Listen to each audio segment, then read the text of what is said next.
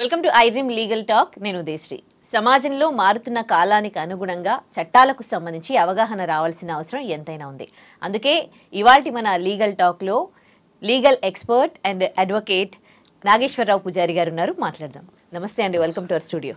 ఇల్లు కొనేటప్పుడు ఎలాంటి జాగ్రత్తలు తీసుకోవాలండి? ఒక చిన్న కేసు గురించి మీకు చెప్తాను.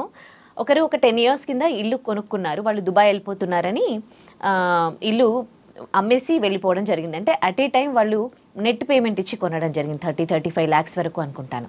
సో కొన్నాక తర్వాత వాళ్ళు కొని 10 years అవుతుంది. రీసెంట్గా వాళ్ళకి ఇల్లు కొన్న వాళ్ళకి నోటీస్ వచ్చిందనమాట.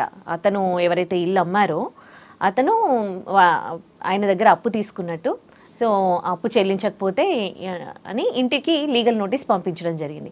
అసలు ఇల్లు కొనేటప్పుడు ఎట్లాంటి జాగ్రత్తలు తీసుకోవాలి? ఇలాంటి వచ్చినప్పుడు కొన్న వాళ్ళ పరిస్థితి ఏంటి? ఇప్పుడు ఇల్లు కొనేటప్పుడు తీసుకోవాల్సిన జాగ్రత్తలు ఏముంది అంటే ఏంటంటే, జనరల్గా మనకు భారతదేశంలో ఏంటంటే చట్టాల మీద అవగాహన లేకుండా ఏంటంటే, ఏదైనా ఒక ఇల్లు కానీ ఒక ప్రాపర్టీ కానీ తీసుకునేటప్పుడు మన వాళ్ళంతా ఈసీ చెక్ చేస్తుంటారు.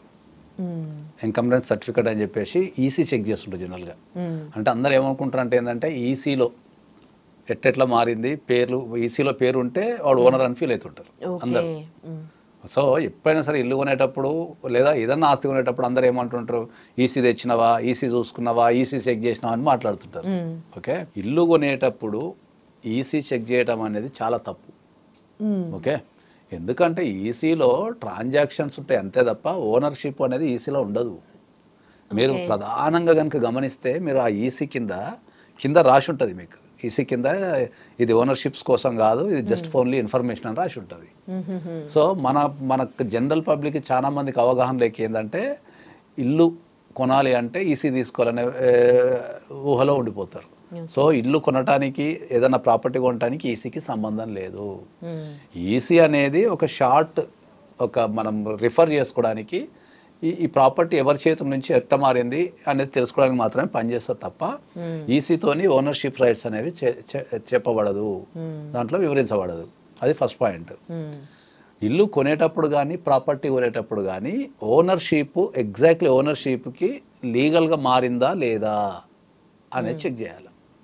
అట్లా ప్రతి ప్రాపర్టీకి ఎన్నిసార్లు మారిన ప్రతిసారి ఆయన లీగల్ ఓనరా కాదా, ఆయనకు ఆ రైట్స్ ఉన్నాయా లేవా, అవి లీగల్గా మారిందా లేదని చెక్ చేసుకోవాలి ప్రతిసారి. ఓనర్షిప్ చెక్ చేయాలి తప్ప మిగతా ఏం చెక్ చేయడానికి మిగతా ఏమి కన్సిడర్ కాదు జనరల్గా. సో రీసెంట్లీ కూడా మీకు సుప్రీంకోర్టు ఒక జడ్జిమెంట్ ఇచ్చింది. ఏమని అంటే, ఆస్తి మీ పేరు మీద రిజిస్ట్రేషన్ అంత మాత్రాన మీరు ఓనర్స్ కాదు. ఓకే, చాలామంది ఏం ఫీల్ అవుతారంటే ఏంటంటే, నేను ఆస్తి రిజిస్ట్రేషన్ అయింది ఓకే కాబట్టి నేను ఓనర్ని అని చాలామంది ఫీల్ అవుతుంటారు. ఆస్తి ఓన్లీ పేరు మీద రిజిస్ట్రేషన్ అంత మాత్రం ఓనర్ కాదు. ఆ ఒక ఆస్తికి ఓనర్ కావడానికి ఉండాల్సిన అర్హతలలో ఒకటి రిజిస్ట్రేషన్ అంతే.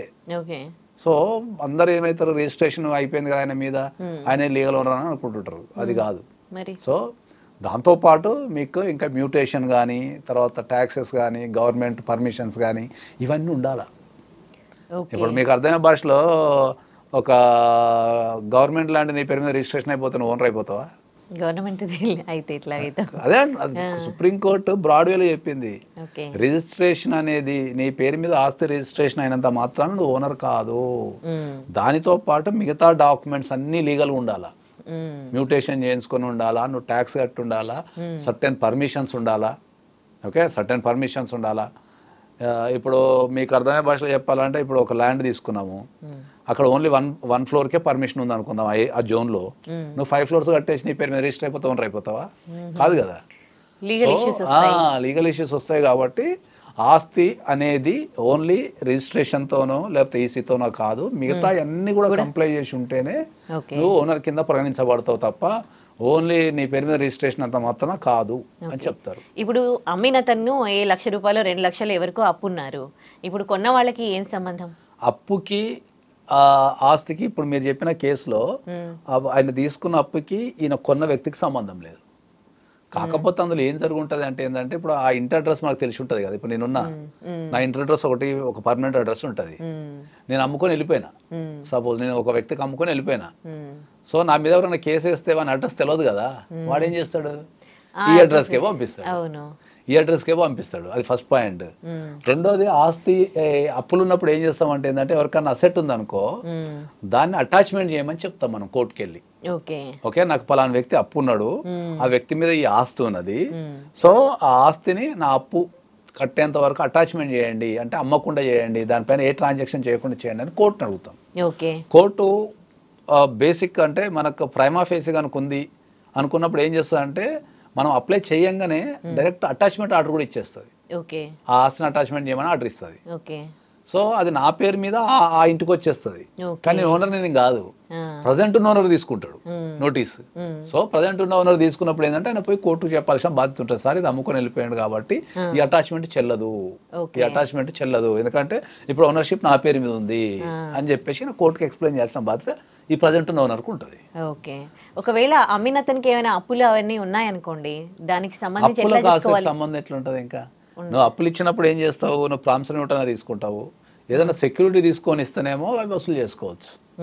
వితౌట్ సెక్యూరిటీ ఇస్తే కొద్దిగా లీగల్ గా చాలా కష్టం అవుతుంది. వితౌట్ సెక్యూరిటీ ఇస్తే లీగల్ గా కష్టం అవుతుంది. ఇట్లా విదేశాలకు అమ్ముకొని చాలా మంది వెళ్తూ ఉంటారు కదా, వాళ్ళ దగ్గర ఎట్లాంటి జాగ్రత్తలు తీసుకోవాలి? ఫస్ట్ అంటే దాని పర్సంటేజ్ అనేది తక్కువ ఉంటుంది, కానీ ఇప్పుడు ఎవరి దగ్గరైనా కూడా మనం జనరల్గా ఏం చేస్తాము, మనకు 2 పద్ధతులు ఉంటాయి. అప్పు ఇచ్చేటప్పుడు మనం చెక్స్ కానీ ప్రామిసరీ నోట్లు కానీ తీసుకుంటాం. ఓకే, చెక్స్ కానీ ప్రామిసరీ నోట్లు కానీ తీసుకున్న తర్వాత మన భారతదేశంలో ఉన్న వ్యక్తి ఆస్తి అమ్ముకొని ఫారిన్ పోయినంత మాత్రాన ఇక్కడ కండిషన్ ఏంది, ఆయనకి ఇండియన్ పాస్పోర్ట్ కనుకుంటే పైసలు వసూలు చేసుకోవచ్చు. ఇండియన్ పాస్పోర్ట్ కనుకుంటే పైసలు వసూలు చేసుకోవచ్చు, ఆస్తి అమ్ముకొని పోయినా కూడా. ఒకవేళ ఆ వ్యక్తికి ఫారిన్ పాస్పోర్ట్ వచ్చి అంటే ఫారిన్ సిటిజన్షిప్ వచ్చేసి ఉంటే మాత్రం కొద్దిగా కష్టం అవుతుంది. సో ఇది మీరు చెక్ చేసుకోవాల్సిన ఎక్కువ అంశాలు ఉంటాయి మాకు దీంట్లో. Okay, right. Thank you so much.